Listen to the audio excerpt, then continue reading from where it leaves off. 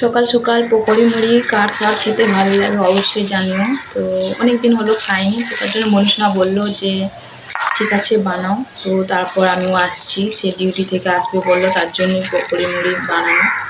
তো মুড়িটা ছিল, মুড়ি খাওয়া হয় মাঝে মধ্যে। তো পকোড়ি আমাকে বানাতে বললো যে পকোড়ি দিয়ে মুড়ি খেতে ভালো লাগে, তার জন্য বানিয়ে নিয়েছি। তো ব্যাস আমার পুরো মাখানো কমপ্লিট হয়ে গেছে।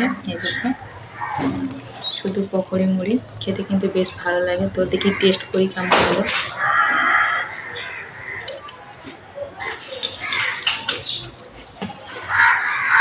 খুবই ভালো হয়েছে, আমার তো ভালোই লাগছে। আর এই যে আচার না হলে আমি খেতে পারি না, ভাত বলো মুড়ি বলো যাই বলো না কেন, রুটি বলো, তো আমি আচার খাবো। এটা হচ্ছে চিলি আচার।